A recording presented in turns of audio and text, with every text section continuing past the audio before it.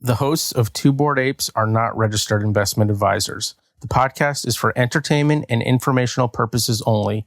Nothing said on it should be construed as investment advice. This is a special episode where we did an interview with legendary American film director Spike Lee. He came on the podcast because he's got an NFT project coming up that he wanted to talk to us about. And I also talked to him a little bit about basketball. But his project is called The Visible Project. Roy, what's The Visible Project? The Visible Project is, as they describe it, a Web3 incubator focused on the future of independent art. So it is a collection of almost 4,000 NFTs that will feature original frames from She's Gotta Have It, an early film that Spike Lee created and owns all of the IP to, which is pretty impressive. And honestly, it's a fascinating conversation with him. And I think you spoke more than a little basketball. Yeah, we did. Yeah, he's a huge Knicks fan. I'm a big Celtics fan, so it was bound to come up. Yeah, all right, really enjoy the episode. Yep, enjoy the episode. Two Bored Apes talking NFTs, DeFi, and some random stuff. Two Bored Apes talking NFTs, DeFi, and some random stuff. Welcome to episode 42 of Two Bored Apes. I'm your host, Jamie. I'm here with my friend and co-host, Roy, and a very special guest, Spike Lee, for a special episode. He's got an NFT project coming out. He wants to talk to us about it and have our fans hear about it, so we're having him on. Welcome to the podcast, Spike. Glad to be here, and thank you for having me. It's an honor. I mean, honor's mine. Cool. All right, so what's the name of this project, Spike? The name of this project is The Visible Project. And once again, my children, who are now grown adults, have helped their father into modern technology. Even today, my son, Jax, who's 24, my daughter's Satchel, named after Satchel Paige, who's 26. They're not in the house now. When they come in the house, I say, can you turn the TV on for me? I got like 9 remotes. Oh, yeah. My mom has instructions on the back of the remote taped on. You hit this button first, go to this. So that shows you where I am in technology. I'm just going to pop in. We have Elliot joining us as well. Hello, Elliot. Hey, guys. Thank you so much for having me in here. Sorry for the technical difficulties there. No, of course. Thanks for joining us. So, they say, Daddy. They still call me Daddy. And, and they hit me to NFTs. And once again, I was enlightened. Once again, my children, my grown children, took me out of the darkness into the light. I was born 1957, March 20th, the first day of spring. I just turned 65. So congratulations. Yeah, thank you. My grown children, Satchel and Jackson, they look out for Daddy. And so I became very interested in this new frontier. And how can I get into this? And it hit me like a sledgehammer over the head that my first film, She's Gotta Have It, I own it. And the character Mars, Black, which I played, helped launch Nike in the stratosphere when Jim Riswold and Bill Davenport, 2 guys at Wieden and Kennedy, Nike's agency, they saw the film and it was their idea to pair Michael Jordan with the character I played, and She's Gonna Have It. So this NFT has handpicked stills from the 35 millimeter print of She's Gotta Have It. And Mars has become a part of the culture, And most recently, this might be a scoop here. Most recently, I was asked by Nike to bring back Mars Blackman in a brand spot to celebrate the 50th anniversary of Nike. Wow. I did a short film for that, and we brought back Mars Blackman, and we also introducing a protege of Mars who represents the new wave, and this character's name is Zimmy, a young African-American woman who represents the new culture and tells Mars like, yeah, you missed the old school, Mr. OG, but there's some new kids on the block who were making waves. I was very honored. I was very honored that, because I didn't even know about it, and out of nowhere, I got this offer from Nike to bring back Mars to represent 50 years where they've been, 50 years, that's crazy. Yeah, it's insane. I want to ask about you owning and retaining all of the rights to the film, because it's not a very common thing. Mostly it's like the studios own it. What was that process like when you were, creating it? And I'm assuming very adamant that you wanted to keep the rights. Had to beg, borrow, and steal. The original budget for She's Gonna Have It was $175,000, and I piecemealed that money, and eventually, after 25 years, the rights reverted back to me from Island Pictures, who bought the rights for that film. That film cost $175,000 to make, but went on to gross $8.5 million at the box. That's a pretty good return. Wow. Yes. And that was the starting point. And the cherry on the top was when I got the offer, to direct a commercial playing Mars Blackman with the GOAT, Michael Jordan. And that changed the trajectory of Nike, of Michael and myself. As a Knicks fan, do you have conflicted feelings about Michael Jordan and the things he's done to various teams in the East, such as the Knicks or my Celtics? Well, I'm glad since you brought the Celtics last night, because I was at the game. I was at the game last night. That was devastating. Well, it seemed like we were up for 9 points the entire game, and then all of a sudden we lost. Let's be honest. There's no love lost between Boston and New York. No, there's not. So you don't want no team to win from New York, and we don't want no team to win from Boston. If they add that the New York Football Giants beat the Patriots twice in the Super Bowl. They did. That's crazy. 1 year under. Can I do the Tyree catch to you right here? That was an amazing catch for sure. But let's be honest.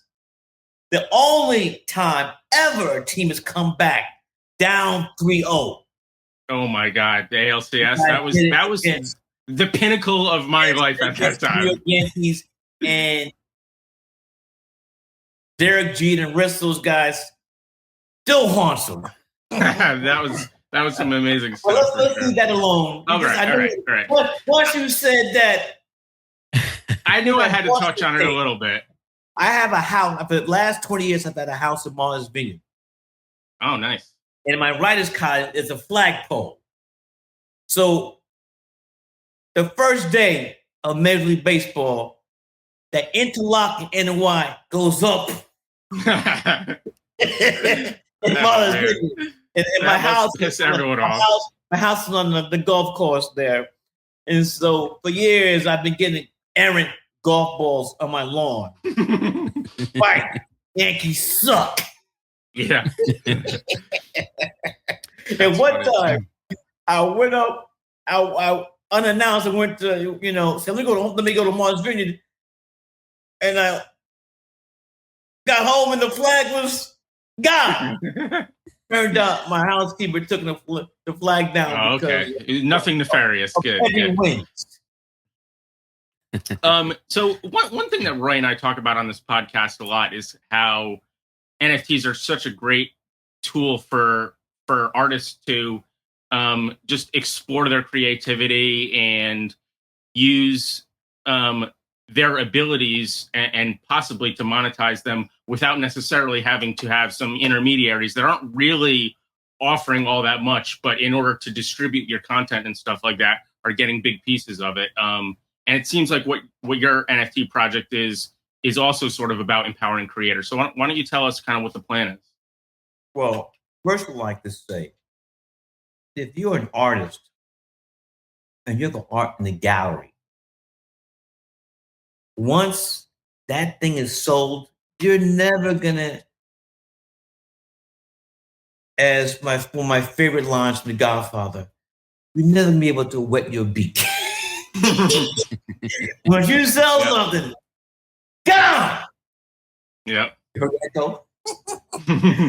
But with NFTs, once there's a sell and another sell, you're always going to be able to get something back. Yeah, you can have the royalties attached. Yeah, the royalties. Thank you for saying that word that escaped my brain at this time and moment in space. No problem. But what we're trying to do is that technology is being used for artists. My office right here in the People's Republic of Brooklyn, when people come to my office, and Elliot could attest, people think my office is like a museum. Art everywhere.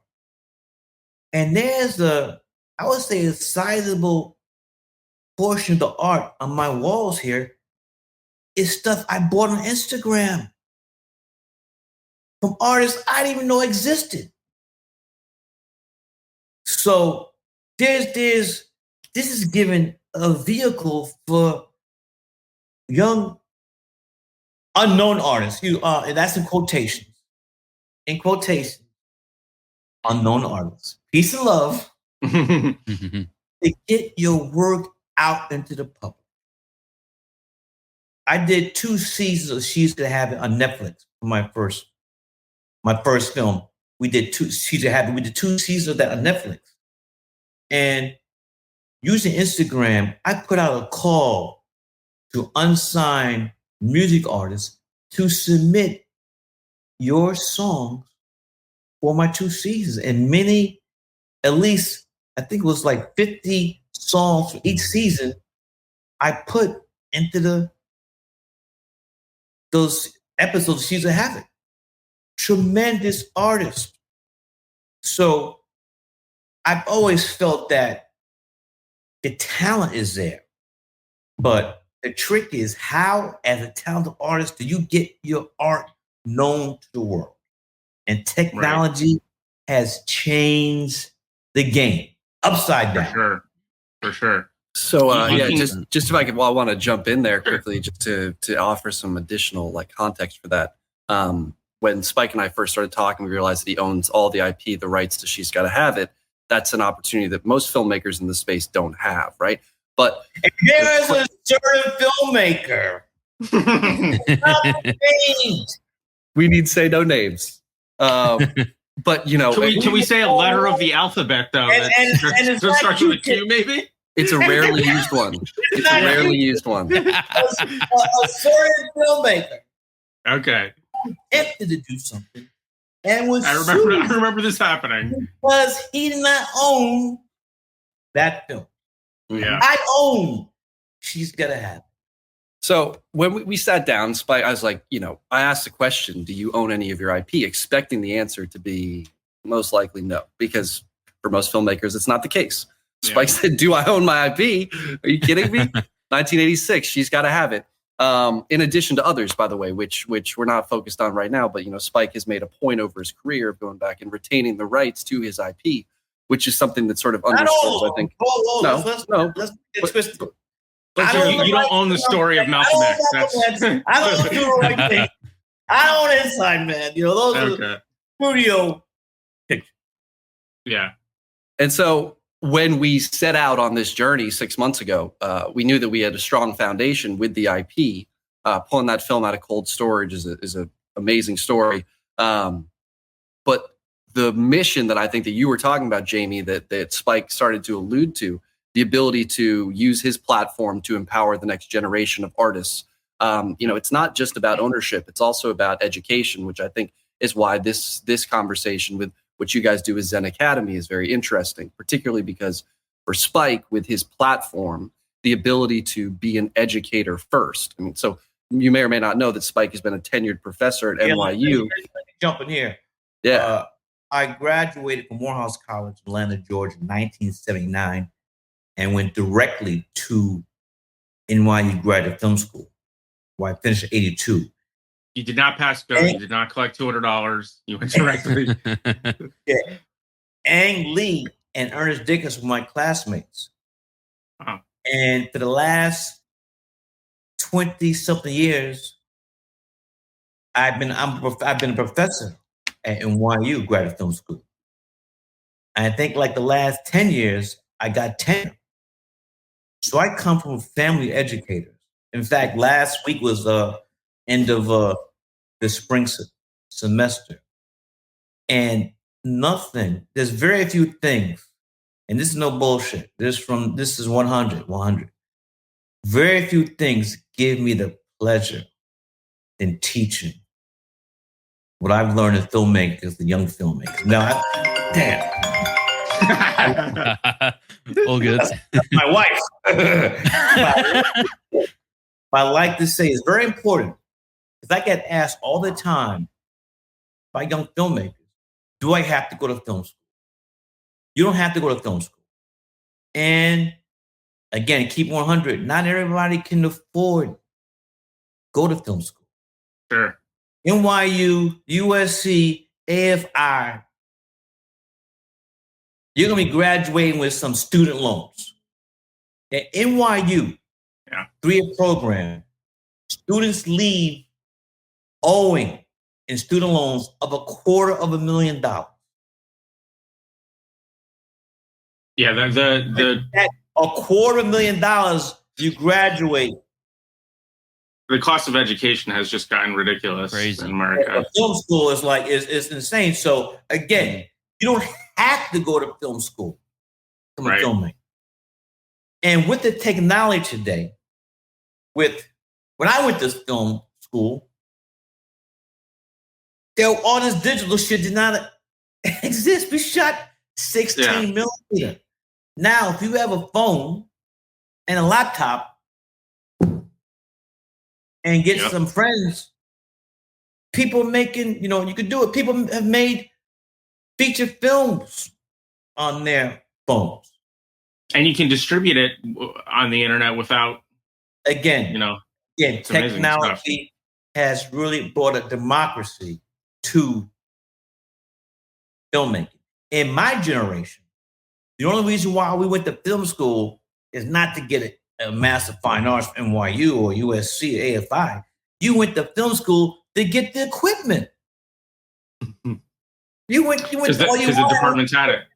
Yeah, you just wanted the equipment to, and your classmates was your crew. Right.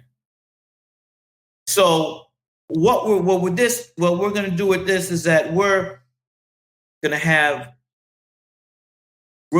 young filmmakers, and we're going to have the stuff in play where we see the work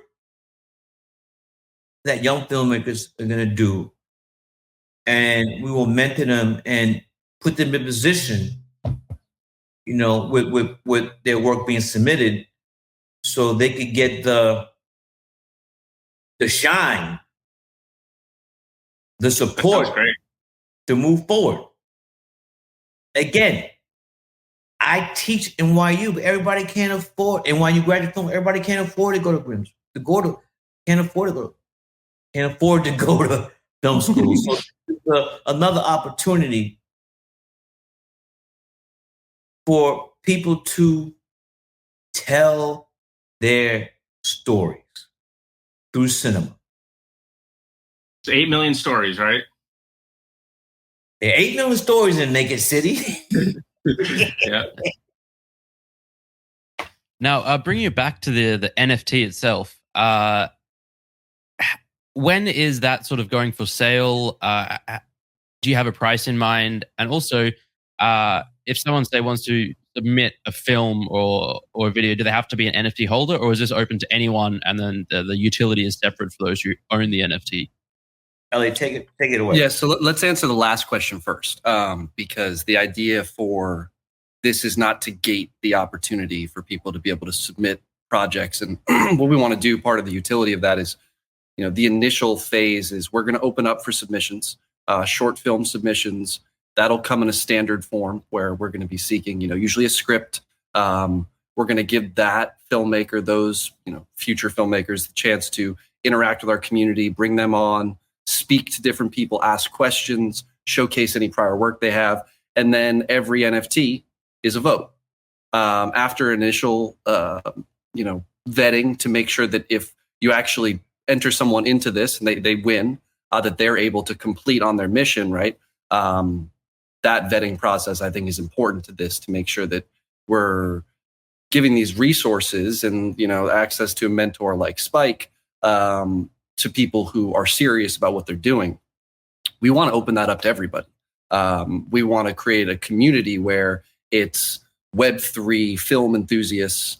And by the way, that's a slash, that's a hyphen, that's an and, it's an or, because a big part of this project is to try to bring people in that have never owned an NFT before. They might be Spike Lee fans. They might be film fans. They might be concerned about the theme parkization of the movie theater as we see it today. They might want to hand in the greenlighting process of Hollywood going forward, because it's a very walled off business.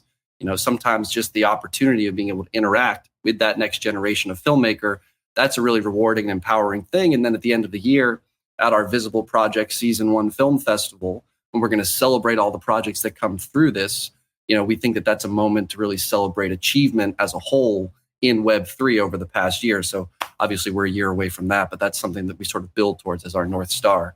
In terms of, sale date, mint price, I'll say a couple things on that. First, on the sale date, we've been working on this for about 6 months for the NFTs. That's included, aside from pulling the frames out of the film, rendering them digital and pulling them into a generative algorithm, in addition to working with some really great artists to create properties that are inspired by the film.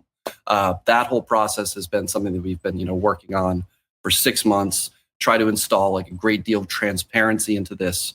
So we're currently going through with an audit by a blockchain group out of the CS program at Stanford.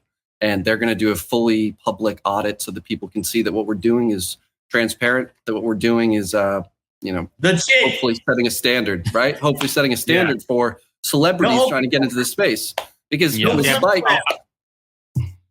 we've definitely had a lot of celebrities come into the space with a mentality that is not about building up in the space or bringing their talent to the space, just purely extractive and cash grabs. Certainly, we do not enjoy that. But just the very idea of auditing the contract is something that outsiders is not something that they even consider, because they're not concerned with that. They're just going, "Oh, I've heard you can make money here. I'll just do one of the things and sell you these things." But I like to jump in here. What you guys discuss is not new.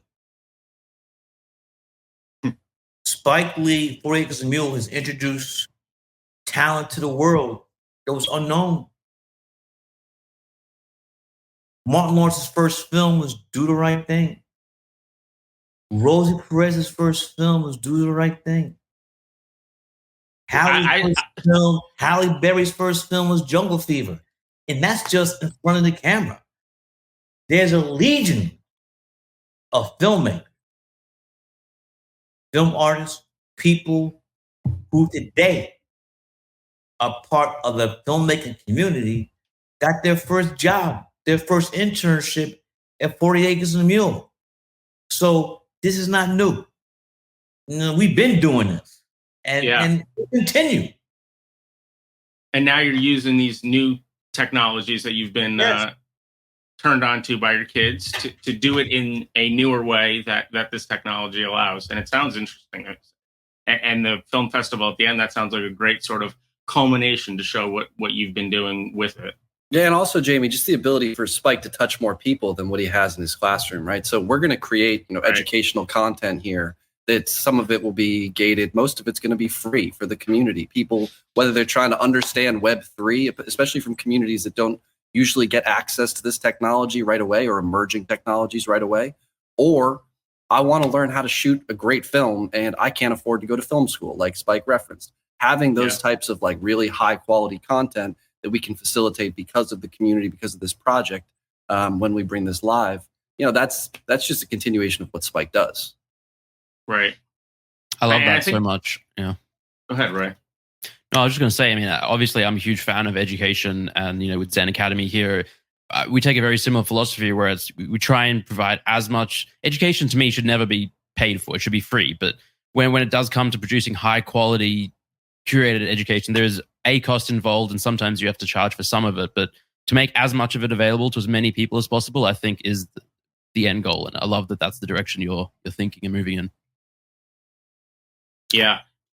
I also like the idea that, with this, you're going to be helping and inspiring people, but also sort of just showing the possibility. So people that don't even necessarily get directly involved in this project can be inspired by it and try to have sort of a crossover of maybe these dreams and creative aspirations that they had before, but not really knowing how they could bring them to fruition. They can see what gets done within this project and have that inspire them as well.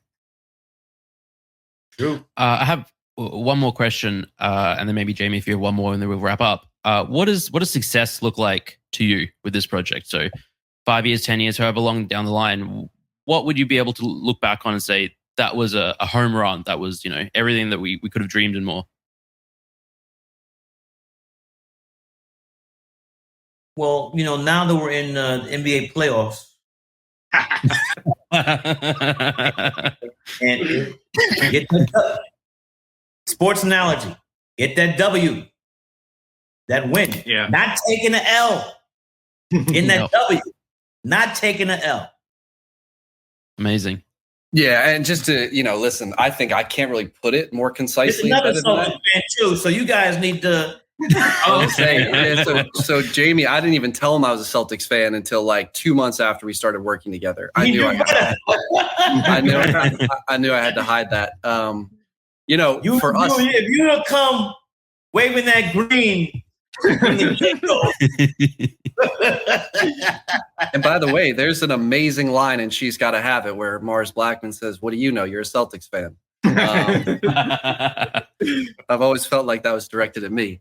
But the thing is, for us, like the ability to touch people, bring them into this space actively, not just into this project, but into this space. And by the way, that space isn't just limited to like Web3 and NFTs, but it's sort of the movement of film in this really agile, sort of diverse, new stories being told, celebrating the stories that probably need eyes on them that aren't getting them right now. I mean, one thing, Spike can talk to is like Vimeo as a service is an amazing place that holds all this content, but people put their work up there and then it just goes there to exist and there's no eyes on it. It goes there effectively to die. Our ability to have a community that's invested in these types of projects where, we can bring up a filmmaker who has a piece on Vimeo and say, hey, like, let's make you the filmmaker of the week. Let's introduce you to the community. Let you talk about your project, your process, and allow that project that you worked so hard on to get some eyeballs on it. And maybe qualified eyeballs, right? Maybe these are people who can also pick up the phone and make a call and have something happen for you that can help change your life. That's all possible because, it all goes back to Spike owning his IP and being able to create like that foundation of ownership, independent creation. And if we're channeling that, then we're successful.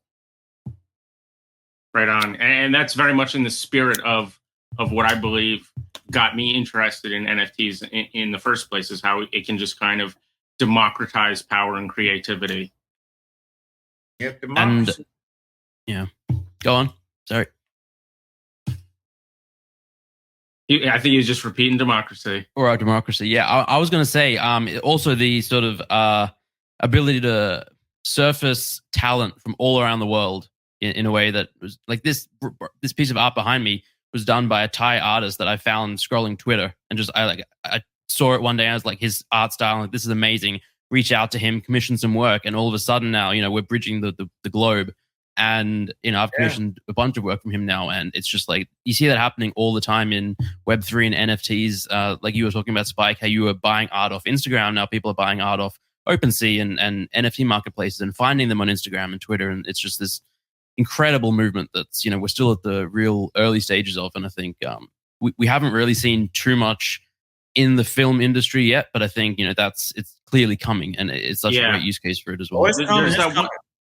There's the one movie called Caladita. I don't know if you've heard of that, but there's one NFT project that's somewhat prominent that's creating a film called Caladita. But other than that, it's a largely unexplored area that definitely there's a lot of potential in, and you guys are definitely hitting it. Also, shout out Julie Pacino, and also Spike's relationship with Jennifer Esposito. She's done something called Fresh Kills in the space, which is also a cool project. Right on.